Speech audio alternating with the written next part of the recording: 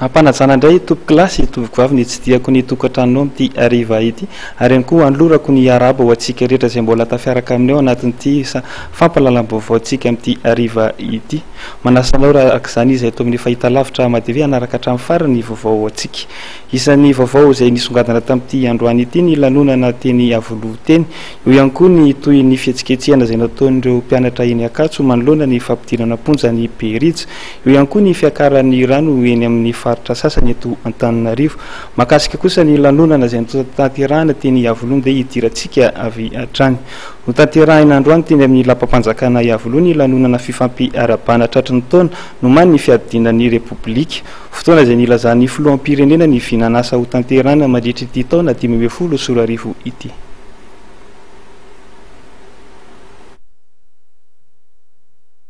Taona ny asa no fampandrosoana ary ametrahana tany-tandalàna ny taona 2010 sy 2010 araka nambaran'ny filoham-pirenena Hery Rajaonaromampianina. Araka ny kabary nataon'ny filoham-pirenena dia hijery misimisy kokoa ny lafiny sosialy ny fitondram-panjakana. Manoloana ny fahatrana lalina mamely ny 70 malagasy misy mifepetra izay niraisin'ny filoham-pirenena. Ao anatin'izany ny anaparitahana amin'ny faritra maro eto amin'ny firenena nitetika asa vatsinankonana ny anatsarana ny lafiny fampianarana. Anisan'ny fanapa-kevitra niraisin'ny filoham-pirenena ihany koa ny hamahana ny olana Jirama ary ampiakarana ho 7 isan-jato ny karaha-mampiasa-panjakana.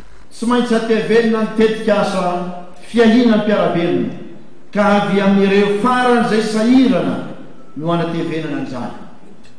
Amin'ny volana septambra dia hitatra amin'ny faritra maro lay politika ny vatsinankonana izay fampiarana any amin'ny distrikan'ny Betafo ankehitriny. Inona nkendrena amin'izany mba ho afaka hiahy ny fahasalamana ny zanany ny reny, afaka hampianatra ny zanany amin'ny fanabeazana fototra ny reny malagasy izay ao anatin'ny fahasairanana tompokilasy tovovavy. Ankehitriny dia efa ao anatin'ny fanontany ny asa avitra isika. Izany no nanatanterahana ny fampidirana ny mpampianatra framiny misa ray alina tamin'ity taona ity mba tsy ho vesatra ho an'ny ray aman-dreny intsony ny fampianaran-janaka.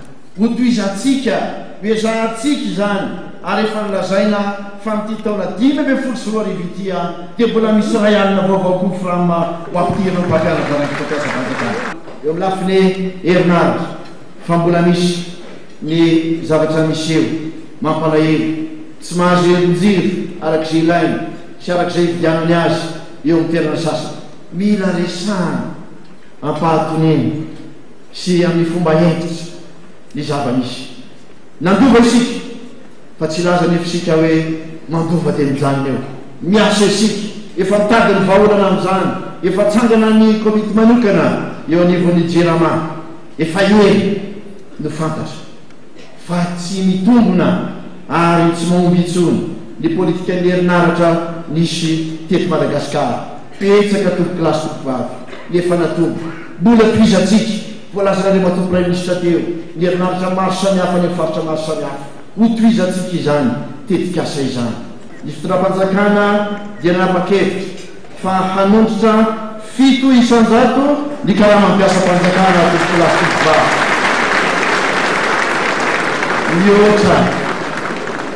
Mihoatra ny tany ny fisorotan'ny vidim-piainana izany.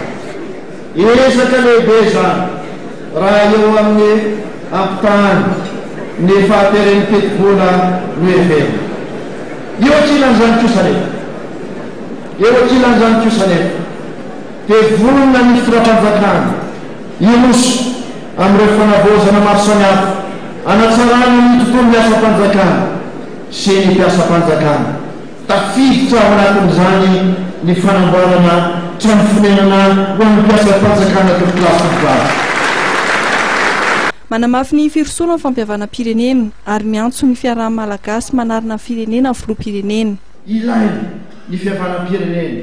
Ny fihavanam-pirenena afaka ny fanambara dia manana izay toerana maizy azy eo amin'ny fiainam-pirenena ary ny fahombiazana izany fihavanam-pirenena izany dia fandresen'ny vahoaka malagasy manontolo ka ny rehetra na olo-tsotra na miaramila na ray aman-dreny am-panahy dia manana ny toerany avokoa eo amin'ny fihavanam-pirenena. Ny anjara kosa amin'ny mahafilohan'ny repoblika sy amaraindreny malagasy ny tena fitsakanavaka dia mpanetretena no nanekeko hitarika sy mandrindra amin'izany sotrako tsy ekentsika intsony ny asa fanakorotana ny toetra mampizarazara sy mampiady ny samy malagasy mitaky fandrimpahalemana ny vahoaka tsy mila krizy intsony ny vahoaka tonga ny fotoana ny firaisan-kina masina lalaitsotsika hoe union sacré ho any malagasy rehetra za ihany ratatsika tantara vaovao sy ampitso miratra kokoa ho an'ny tarana nanamafy ny filoham-pirenena fa mifototra ny fitsinjaram-pahefanantena izy ary miferovana ny tontolo iainana ny asa fampandrosoana ho tanterahan-mpitondra ary miantso ny mpandraraha malagasy hiditra amin'ny sehatry ny ara-dalàna ny tenany ary miantso ihany koa ny mpamatsy vola sy ny mpandraraha vahiny hanohana ny fitondrana malagasy ary ampiasa ny vola eto Madagasikara. Misy ihany koa ny fanafoana-tsazy tanterahan'ny filoham-pirenena.